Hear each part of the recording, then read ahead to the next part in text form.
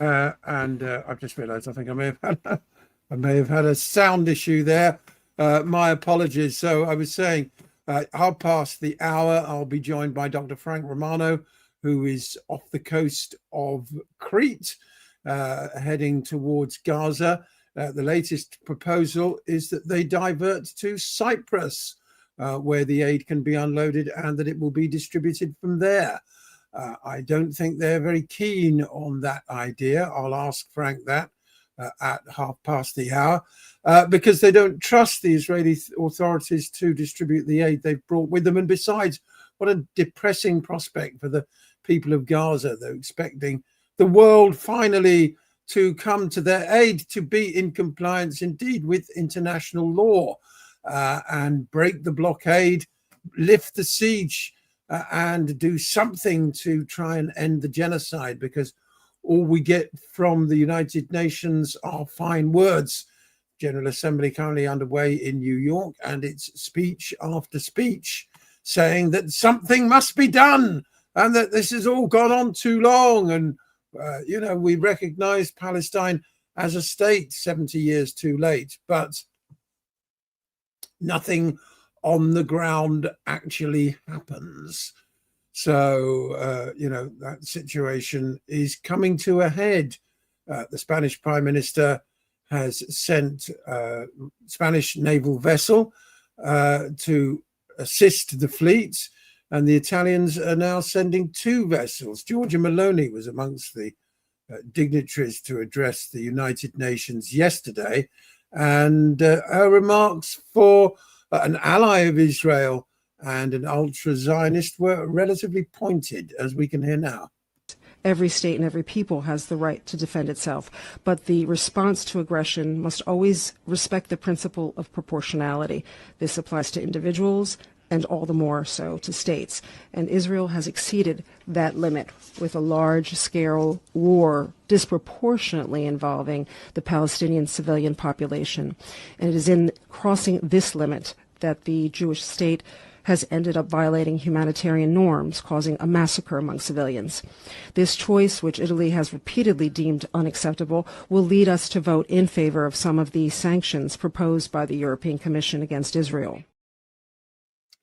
While those sanctions are all relatively mild, they don't include ending all trade, a total arms embargo, or for that matter, sending the Israeli ambassadors home from the various European capitals.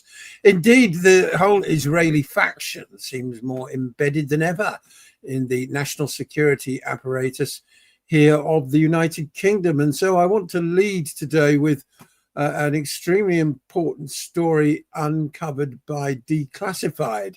And it's this: the RAF Museum at Hendon has hosted, unbeknownst to us, of course, has hosted a fundraiser for Israeli soldiers' emotional support. Now, all this took place under the wings of a Lancaster bomber. You can see the optics. The RAF Museum at Hendon is actually available for private hire by individuals and organizations. There is some vetting process, but you can see the optics of this, and those were of course reinforced by the speeches by the members of the genocide forces who were in attendance. This story broke today by Mark Curtis and Martin Williams of Declassified. The Royal Air Force Museum in London hosted an event last week supporting the education of Israeli soldiers who have fought in Gaza. The Declassified is very generous with its language. I would have replaced the word fought with murdered civilians, because that seems to be their main occupation. Anyway, I go on. The event, entitled The Future of Israel's Air Force, featured an Israeli pilot, Colonel Yoav Shani, who shared perspectives from the operational front line. I don't know about you, but I find these euphemisms extremely distasteful. Shani, who is the military attaché at the Israeli embassy in London, well, he should be sent home, and the embassy shuttered, of course. He told the audience that intelligence and military collaboration between the 2 countries was better kept at a lower profile. I wonder why, Colonel Cheney. Could it be anything to do with the fact that you're committing genocide? The British government has been an active participant in it, and we need to see mass arrests. We have a lot of collaboration regarding intelligence, he said, regarding strategical issues in the wider Middle East areas. Does he mean the expansion of Israel's border or the mass murder of civilians in Palestine, Lebanon, and the West Bank? Held on the 17th of September, it came a day after the United Nations Commission concluded that Israel was committing genocide in Gaza, is committing genocide in Gaza. The charity organising the event, Technion UK, raises funds in Britain for Israeli Technology Institute Technion, which works closely with Israeli arms corporations and financially supports reservists in the Israeli military. On its website, Technion says that money will be used to support the education of students who served with the IDF. Funds pay for psychological and emotional support services. Well, I've seen a lot of stuff doing the rounds on the internet about how traumatized all these poor Israeli soldiers are as a result of being forced to murder and mutilate so many children. It must be an absolutely terrible thing. The venue for this event was kept secret, with attendees being asked to not post updates to social media for security reasons. But as Declassified have now revealed, it was at the RAF Museum in Hendon. Technion in the UK described it as an evening not to be missed by anyone with an interest in aerospace defence or the future of the security of Israel. The event also featured Professor Daniela Rabbe, Dean of the Faculty of Aerospace at Technion, based in Haifa. Technion trains engineers who staff Israel's aerospace and aviation industries and has recently hosted speakers from arms companies, Elbit Systems, the notorious drone manufacturer so successfully targeted by Palestine Action. Wait, am I going to be arrested? No, I don't support Palestine Action. And Israel Aerospace Industries. It also plays a key role in maintaining Israel's military. The Institute's mission, according to its president, Professor Uri Sivan, is to help Israel maintain a strong air force. Israel's air force has been on display in Gaza, of course, where it has bombed tens of thousands and is accused of unlawful attacks on civilians, constituting war crimes. Following the tragic events of October the 7th, nearly 3,000 Technion students responded to the urgent call from the army. Some of them drove tanks in the harshest conditions in Gaza and the north. Others operated the Iron Dome and other sophisticated air defense systems. Aren't they heroic? My goodness. Pamphlets distributed at the charity event said, in reference to Israeli soldiers, they supported Israel, now let's support them. We are now raising funds for scholarships for these students. One article from earlier this year on the Technion website contains an interview with an unnamed Technion student serving in the IDF Special Forces. Now, particularly interesting further down is what Colonel Cheney said about this whole jamboree, for want of a better term. I always say to my UK colleagues, he said, that even though we don't agree on each step of the way, we do agree that we walk this path together. What is this path, Colonel Cheney? Genocide is the only way to describe it, according to the United Nations and all relevant humanitarian bodies. What else can he possibly mean? That's what Israel is actively engaged in. We do agree that we walk this path together. Well, there you go. And I think it's very important that we continue to do so. Well, of course you would, because you want fellow travelers on your expressway to hell. The UK is very important to Israel, he went on, from a security and a defense point of view. But also Israel is very important to the UK, really. Not to me, it isn't. I mean, the sooner we get an anti-Zionist government in Britain, the better. We have a lot of collaboration regarding intelligence regarding strategical issues in the wider Middle East areas. Meaning what exactly? Even though we might not agree every day on everything that is happening in Gaza. Oh, wow. Still, I truly believe that the interests on the higher level of security are still there, and we cooperate. Now, that's a key phrase, really. We'd like to really get him in front of a cross-examination by lawyers to ascertain exactly what he means by that, because if Britain is cooperating in genocide, then people need to be arrested. But I very much doubt, of course, that that is going to be the case. That's what I do every morning when I go to the office. I see how I get this relationship running. At the RAF Museum, of course, it is a non-departmental public body, which is also a charity under the Royal Charter and is chaired by former head of the Air Force Air Chief Marshal Sir Stephen Hillier. The museum told Declassified that the event was an academic event booked as a small private corporate hire. While these take place on museum premises, they're not hosted by the museum. And of course, they go through some sort of vetting procedure. In this instance, the museum required that the proposed speaker provide an outline synopsis of their intended remarks, an abstract, and submit any promotional materials in draft review to ensure they comply with our policies. The pilot's comments on operational front lines were outside of our control. Right. Well, I think this is pretty abysmal stuff. Of course, the whole idea is to present Britain and the genocidaires as somehow united in a fight against a common enemy. Hence the backdrop of the Lancaster bomber there at the museum in Hendon. And let's just have a quick look at the handiwork of the Israeli Air Force, bombing people in tents, creating the most dystopian scenes imaginable. Here's a young boy. You can see the pins in his shattered leg.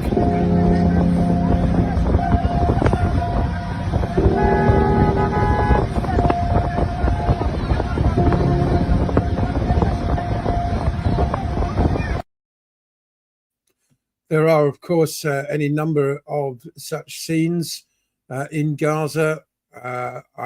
One day, perhaps next week, if you've got the stomach for it, I'll play some more clips of the horror unleashed by the Zionist regime. And there we have one of their Air Force colonels turning up in Hendon to extol the virtues of their partnership with the British government, and all, as I say, with the backdrop of a Lancaster bomber in what is ultimately a UK government building beyond disgraceful. I'd like to know your views about it. Do please feel free to comment, and look forward to hearing what you've got to say. Hello, I'm Basil Valentine, and this is Unprecedented TV, unfiltered, uncensored, unprecedented, the home of free speech here on the internet. Do please like and subscribe over at YouTube. Follow us on X, and remember, I'm on air every day, Monday to Friday, 1 p.m. for Ascending Order, your daily news edit, with live guests and all the genuinely most important stories from around the world. Don't allow yourself to be propagandized by the corporate media. Forget the world at one on Radio 4. Join me, Basil Valentine, instead, 1 p.m. on X, Monday to Friday, also on YouTube. And I'll see you all very soon.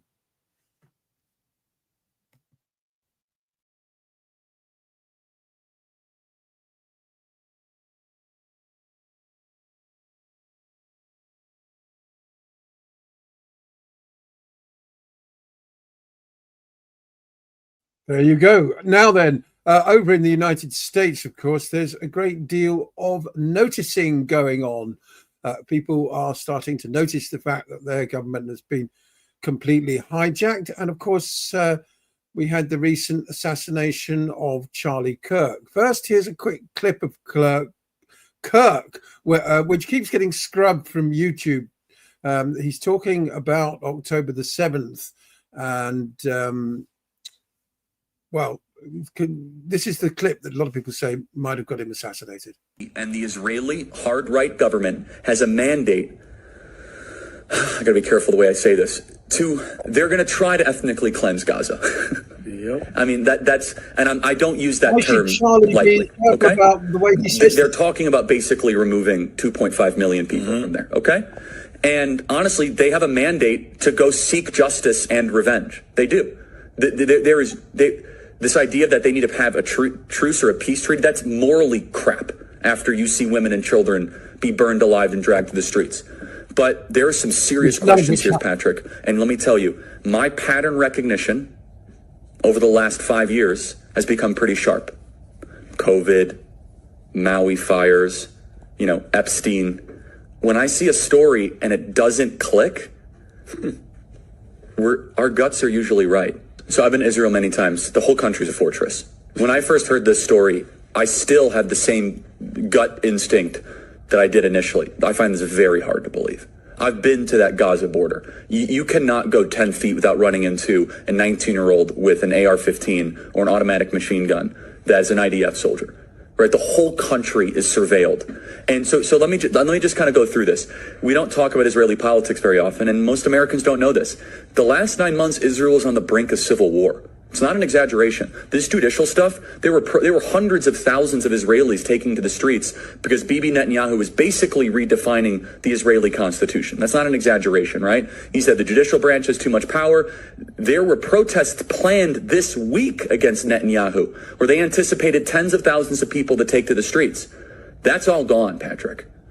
Netanyahu now has an emergency government and a mandate to lead. I'm not willing to go so far that saying that Netanyahu knew or there was intelligence here. But I think some questions need to be asked. Was there a stand down order? Was there a stand down order?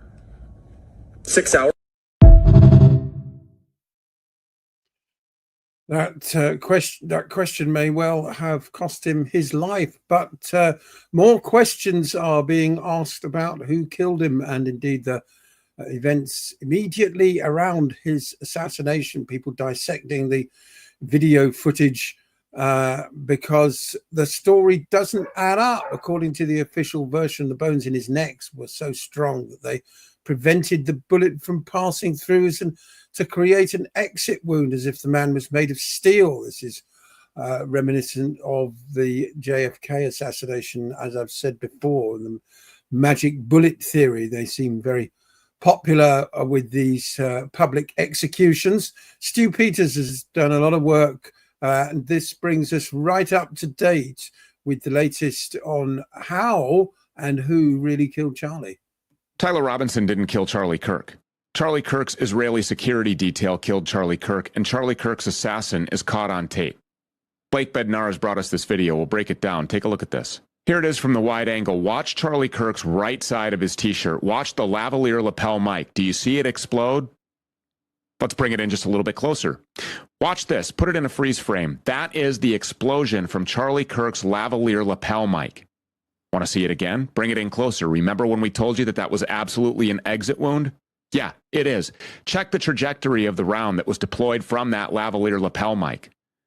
That went directly from Charlie Kirk's lapel. That went directly from underneath Charlie Kirk's white t-shirt up through his neck and created the exit wound that we told you was an exit wound immediately when we saw that exit wound. First we had exploding pagers. Now we have exploding mics. Do you remember the vector analysis from John Bray? That proves that all of the activity came from the mic that Charlie Kirk was wearing. Remember the palm gun guy in the brown shirt, that shadowy looking guy with the sunglasses? Yeah, he pushes the detonator.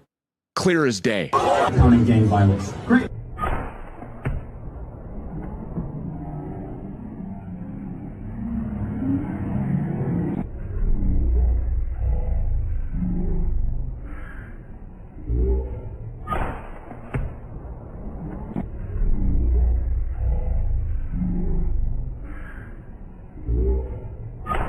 That's the assassin.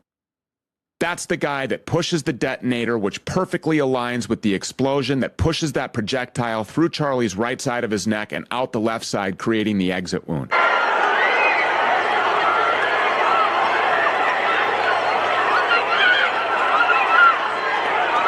That might just look like the chaos that you would expect after someone was publicly executed in broad daylight in front of 3,000 people. But in no way did that trigger man, that assassin in the brown shirt with the sunglasses, act alone. We have video now from Destiny that shows the handoff of this remote detonator.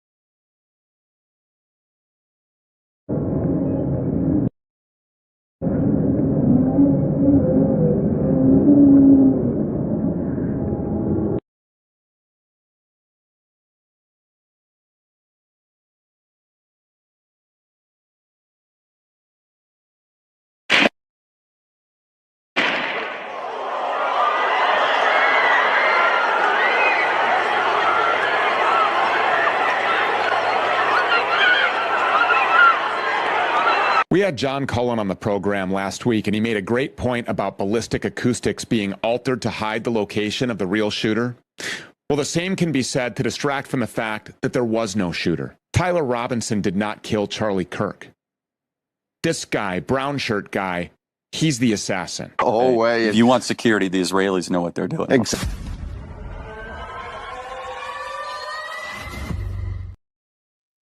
They certainly do. And, well, the noticing extends as far as Tucker Carlson, who's very well connected in political circles. And he made a really explosive revelation talking to Glenn Greenwald yesterday about Netanyahu going around the world bragging about his control of the United States. Let's hear from Tucker now. I'm an American, and you can't use my country like some kind of disposable product. Like, you just can't. I mean, Bibi's running around. This is a fact. I'm not guessing about this because I talked to people he said it to, is running around the Middle East, his region, and his own country and telling people point blank, just stating it, I control the United States. I control Donald Trump. He's saying that. And again, I'm not guessing at all. That's a fact. And I dare them to say that's not true, because it is true and they know it's true.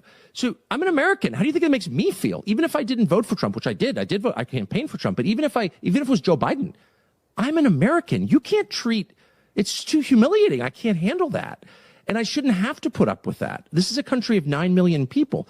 I'm not even attacking the country. I'm attacking my leaders who are allowing my nation of 350 million people to be forced into doing things that are bad for me and my children because of some other country. Like, that is a violation of the most basic arrangement we have with our leaders, which is represent us, please, at least most of the time, and they're not. And there's an ongoing humiliation ritual designed to make us all crazy, designed to turn us into haters.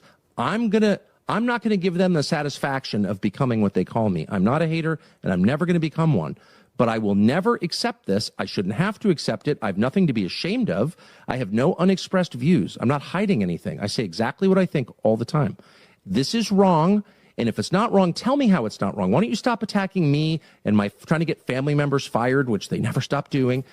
Why don't you instead tell me how you disagree with me? But they can't, because they don't actually have an argument. There's no way to justify controlling the U.S. government for the purposes of another country's, whatever their plan is, expansion.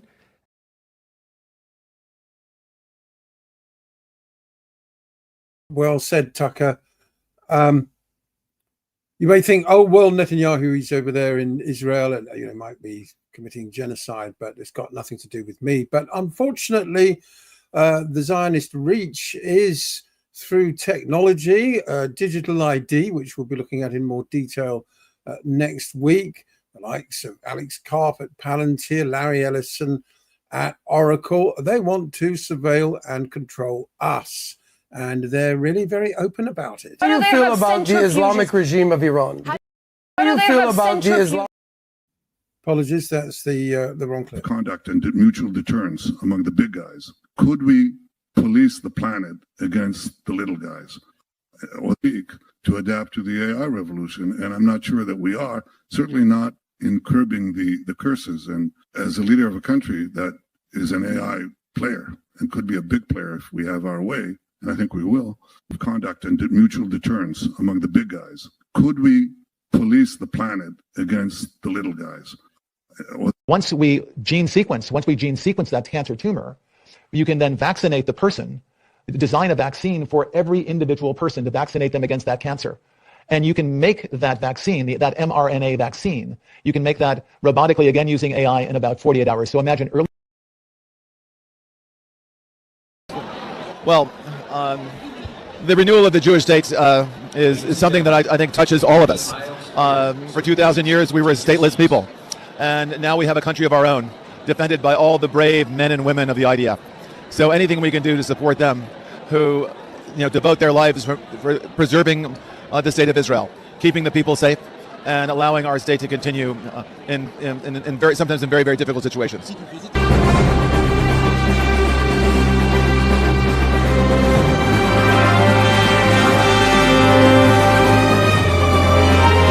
All world leaders, all politicians must lead in this effort.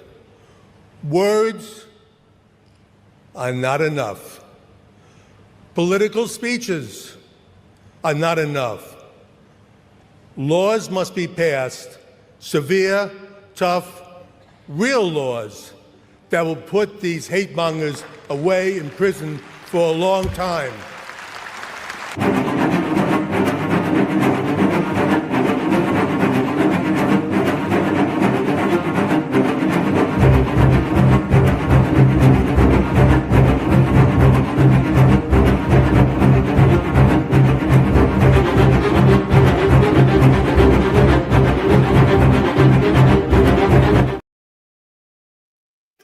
Indeed, the hate laws are being introduced in California in direct violation of the First Amendment.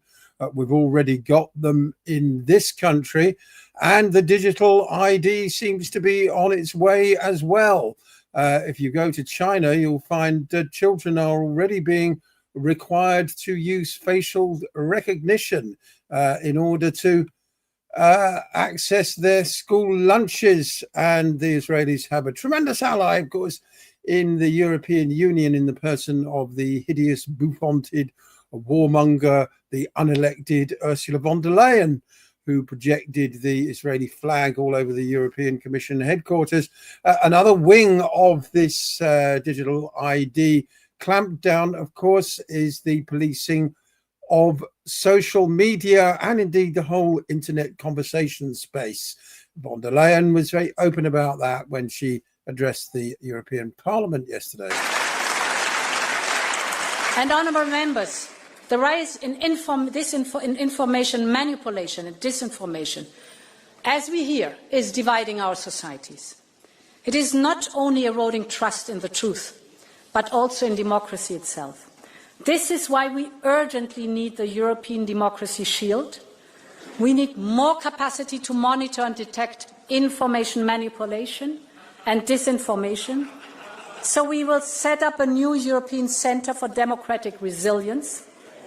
This will bring together the expertise and capacity of member states and neighbouring countries. You obviously are fearing this new centre.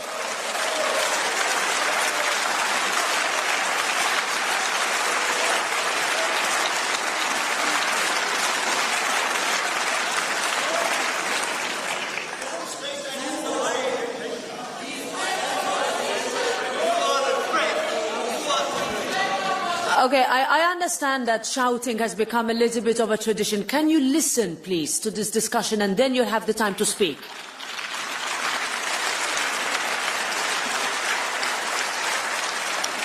In some communities across Europe, traditional media are struggling. In many rural areas, the days of going out for local paper is a nostalgic memory. This has created many news deserts where disinformation thrives, and this is so dangerous for our democracy. Because informed citizens who can trust what they read and hear are essential to keep those in power accountable.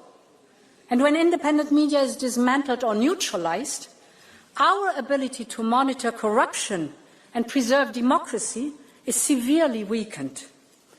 This is why the first step, listen careful, this is why the first step in an autocrat's playbook is always to capture independent media, because this enables backsliding and corruption to happen in the dark. So we need to do more to protect our media and our independent press. And this is why we will launch a new media resilience program. And this media resilience program will support independent journalism and media literacy, but we also need to invest to address some of the root causes of this threat. This is why in the next budget we have proposed to significantly boost funding for media. We also need to enable private equity. We will therefore use our tools to support independent and local media.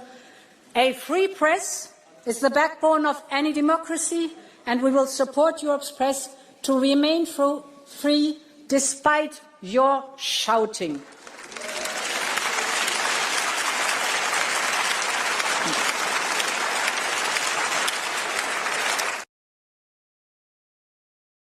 Am I the only one to have a viscerally sort of nauseous reaction to that woman? My God, nobody ever voted for her.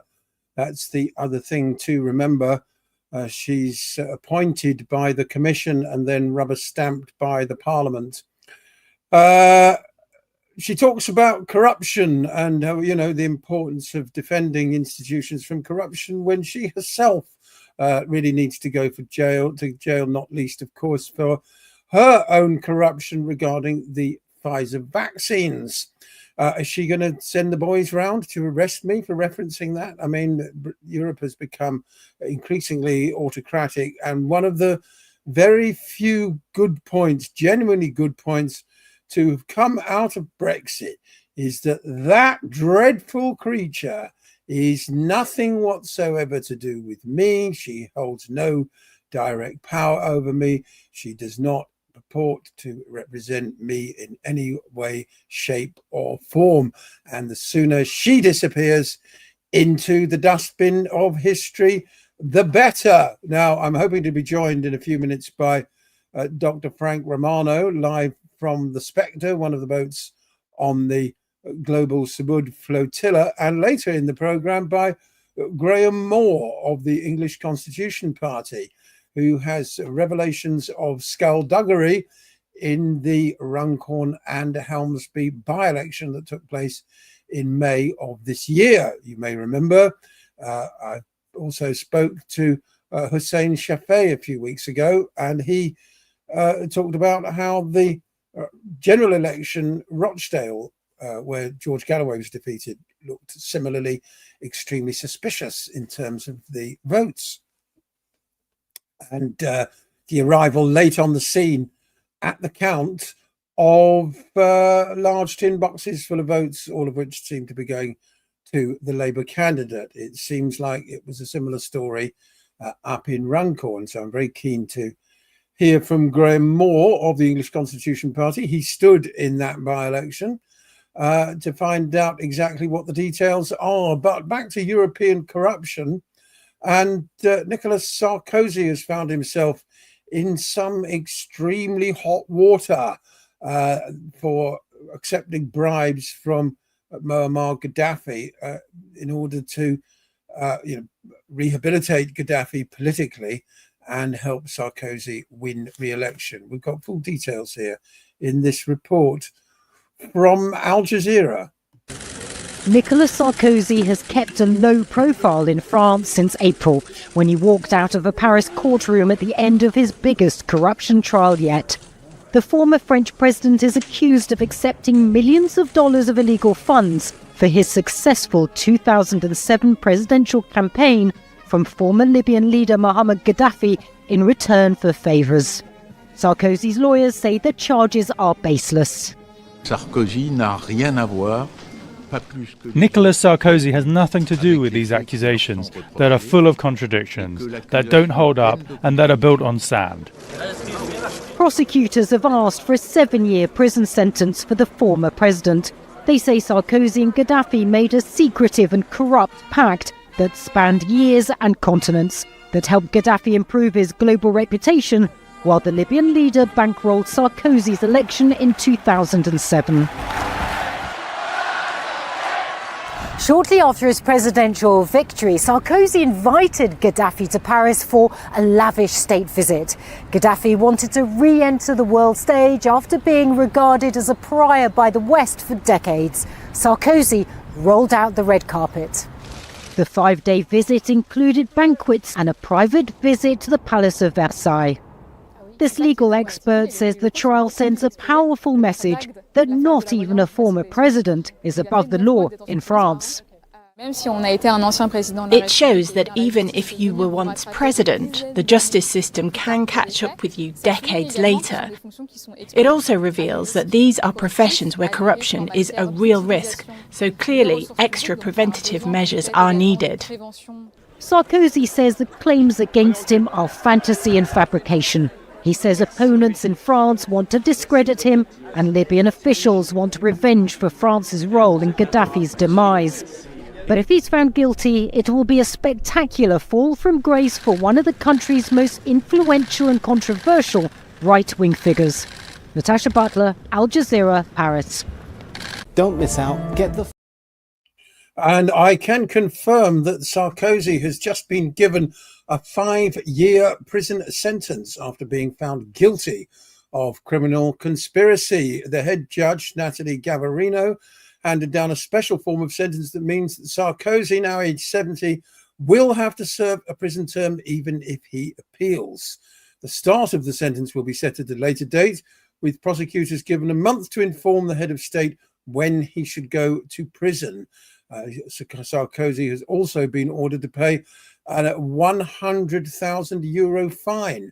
The prison sentence is harsher than many expected and a first in modern political history. As he exited the courtroom, he expressed his anger. What happened today is of extreme gravity in regard to the rule of law and for the trust one can have in the justice system. If they absolutely want me to sleep in jail, I will sleep in jail, but with my head held high, he said. Sarkozy denied all wrongdoings in court and said he would appeal. He said hatred against him clearly knows no limits. Those that hate me this much think they will humiliate me. But what they have humiliated today is France, the image of France. Prosecutors had told the court that Sarkozy's aides had devised a corruption pact with Gaddafi and the Libyan regime in 2005 to illegally fund Sarkozy's election campaign. Well, the long arm of the law, don't know the details of the case. I haven't studied it, haven't studied the evidence or Sarkozy's defense. So one isn't really in a position to judge him, but he's been found guilty in a court of law. And in terms of the precedent that the powerful, even when out of office, can be sent to jail and serve a prison sentence, I must admit, is a very welcome one, because there are a lot more candidates for jail, in my view, and for more serious crimes than Sarkozy's corruption. Now then, as I said, I was about to be joined by Dr. Frank Romano. He was about to join me, and then he disappeared. I don't know why. Obviously, he's aboard the Spectre in the Mediterranean. And I'll see if I can get him back. Yeah, he's due to join me any second. I'm going to try and... This was all looking so smooth, and now he's gone. I think he must have lost connection because, as I say, he is aboard ship and he's using Elon Musk's Starlink. So I will go on with the other top stories making the news today. Of course, we've got our own UK corruption scandal on the eve of the Labour Party conference up in Liverpool.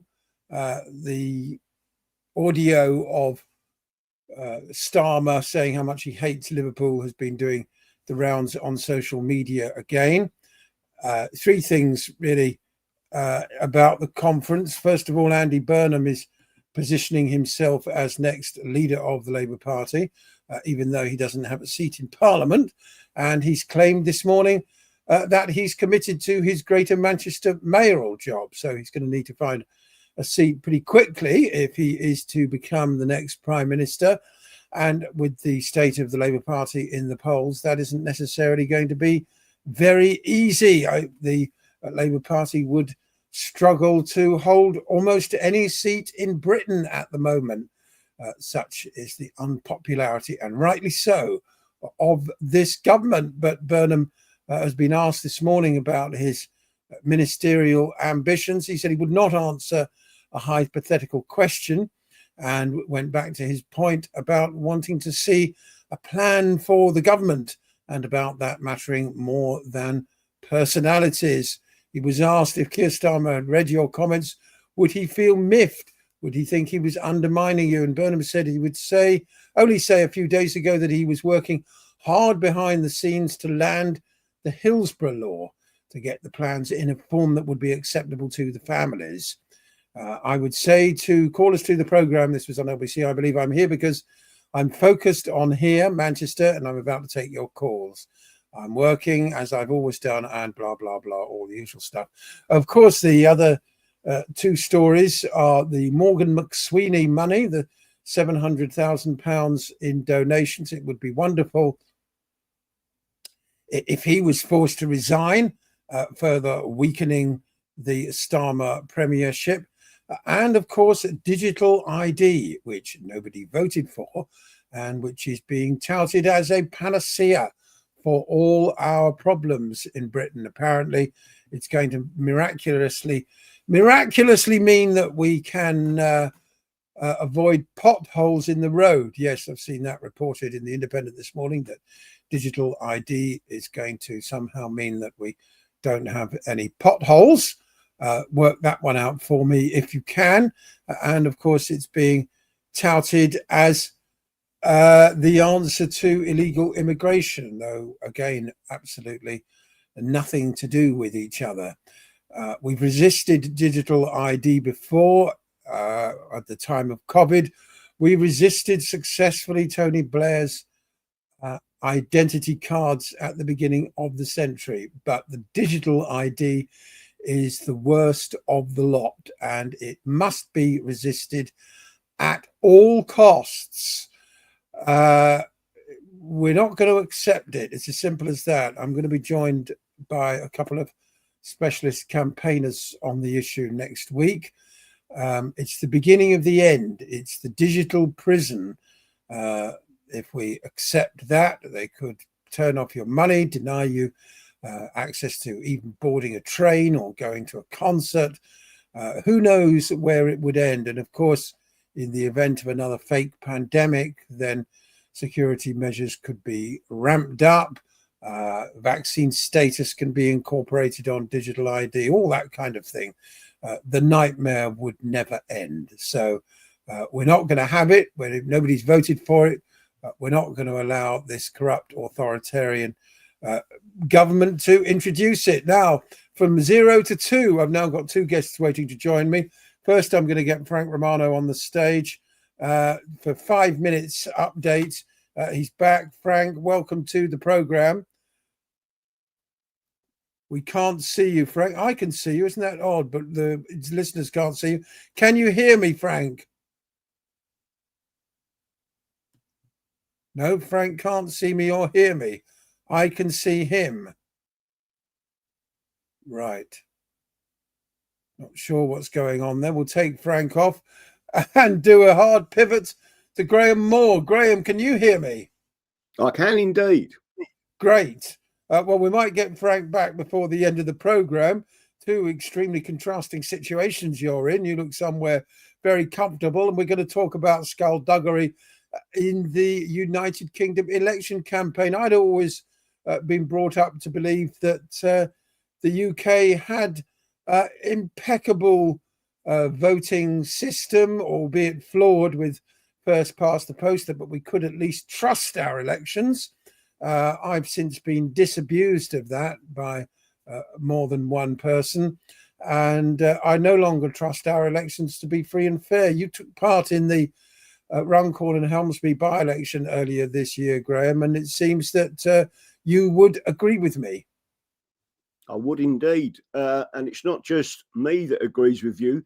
An election petition judge previously, and this is a rough quote from him, that the election system of the UK would make a banana republic blush. And that was actually the words of a High Court judge that said that. So, yeah, the system is corrupt to the core. There is a method of operation where they swap out people's votes and put them in their own candidates' votes. That is the counters.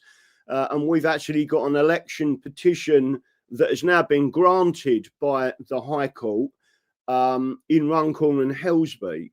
There is an appeal on the 16th of October where Sarah Palchin MP and the returning officer are both trying to get the petition struck out. Well, why would the elected MP want to get the petition struck out if they won the contest freely and fairly? Well, again, my opinion from the start was that Sarah Palchin is an establishment figure. She was a magistrate for 20 odd years. I was shocked. I think she's been possibly badly advised legally, but all she had to do was stand back, because I was of the belief that she had won it in a landslide. There was only 6 votes in that election separating them. And as you'll be aware, it was literally covered by the mainstream media from pillar to post. And now there is an election petition. They haven't even mentioned it. And it could, to be fair, because the method of operation of the fraud at the count, which has been witnessed by 4 people, that method of operation will be explained to 2 High Court judges. And that is what they're trying to stop. They don't want the people or the judges to have 4 people explaining to 2 High Court judges how the fraud operates in our elections. And just to make sure your audience are aware of this, it's a bit like a magician doesn't want his illusion to be exposed to the public. That's why there's lots of secrecy around magicians and what they do with their sleight of hand. So if you then got 4 individuals explaining exactly to 2 High Court judges how they corrupt the election and how it is not a correct return, which again means it doesn't show the will of the people, which is constitutionally unlawful. Palchin has been in trouble before, hasn't she? You rightly point out she was a magistrate, but she was remanded in 2018 by the Judicial Conduct Investigations Office for misconduct during her tenure as a magistrate. They determined that she used her judicial position to influence colleagues' views in a political context and breached confidentiality by publicising the complaint against her. Her actions fell below the standards expected of a magistrate. Now, Nigel Farage has said these allegations were politically motivated, but nevertheless, they raise a question mark about the character of the woman, don't they, Graham?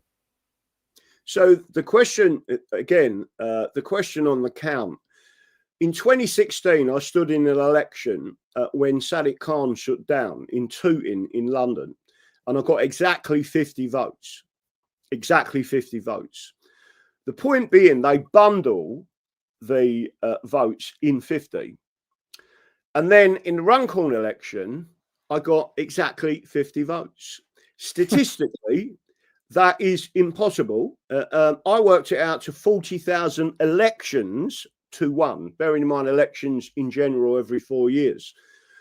A statistician, an expert with the who was an analyst for the Financial Times, is a member of the Royal Statistics Society, has given expert evidence to say Graham, you're wrong.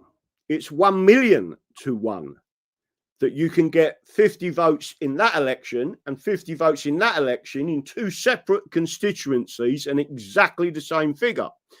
Bearing in mind, I stood in Chorley and got 1,007 votes. So something doesn't add up. But at the actual count, I saw at least 116 votes for me as a candidate. So when they then say there's 50, and when there's only 6 votes in it, right? It's, by the way, just to make sure everyone's aware of this, this is absolutely nothing to do with being a sore loser. I actually stood in Batley and Spend, or actually I was a account agent there, and I gave evidence to George Galloway, who is not politically aligned with me. He once called me comrade, and I said, please don't call me that. The point I'm trying to make to everyone it's about the election integrity. Even if I couldn't stand the person that was elected or had a fraud against them, I would say it's about the rule of law. And you cannot do this because it is the public's opinion at that election that matters, not the individual candidates. So again, we're now in court on the 16th of October. It's been the other side are grasping at straws to stop this petition hearing, which has been it's already been allocated for the 3rd, 4th, and 5th of November. Runcorn and Helsby constituency, Chester Crown Court. And what they're terrified of is us, normal, everyday working people, standing in front of 2 judges telling them exactly what the fraud is. In other words, their method of operation of the fraud will be exposed to the High Court. Well, that would be very welcome. It's one of those subjects that both the judiciary and the corporate media always want to avoid. They'd much rather just browbeat us with generalizations about democracy, but election fraud has for a long time been a big no-no, even as a topic of discussion. That was always the case in the United States, in spite of obvious irregularities in pretty much every presidential election since about 1960 of the ones I've studied. There were either minor or major irregularities, but we've always thought in this country that our elections are sacrosanct. We have paper ballots and, padlocked boxes and supposedly independent returning officers and teams of lovely old ladies counting the ballots. But it seems like that's all in the past, Graham. It is indeed. And remember that the mainstream media have caused themselves a major problem because they was all allowed to stream the election count live. So we can actually point out certain things to the court using their own evidence. Yeah, well, that would be very welcome. I keep getting and then losing Frank Romano from the middle of the Mediterranean. So we'll finish off here, Graham. Thank you so much for joining me today. I look forward to hearing the outcome of the hearing, assuming it goes ahead next month, and we'll get you back when that happens. No problem. Thank you very much. Thank you, Graham Moore of the English Constitution Party. Well, unbeknownst to you, Frank Romano has been dotting in and out of signal range aboard the Spectre. I hope he's still around on Monday when I'm back for the next program. Who knows? By that time, he might be in an Israeli dungeon. Let's hope not. What an extraordinary time it is to be alive. I know everybody says so, but it's true now more than ever. I thoroughly enjoy reporting on these events for you, and I do hope you appreciate the unique take and perspective that we offer you here on Unprecedented TV. I'll be back on Monday. This time tomorrow, there'll be a repeat of one of the programs earlier this week. I'm going to go 5 days a week as soon as I can, but for the time being, we do need to do something to maintain the keep the oil the wheels and keep them turning. So If you feel to buy me a coffee, there's the QR code to do so. Any support is really genuinely much appreciated. I'd like to give a shout out to the two people who have already made contributions to the cost of running the program. And there you go. Buy me a coffee, Basil, Valentine. You know who you are. Thank you very much indeed. It really is much appreciated. As I say, tomorrow we're going to run a repeat program, and then I will be back on Monday. I will also more than likely be on the Sunday Wire with Patrick Henningsen at around 6:30 UK time on Sunday evening. Until then, I do hope you all have a wonderful end to the week and a great weekend, and see you all again very soon. Bye for now.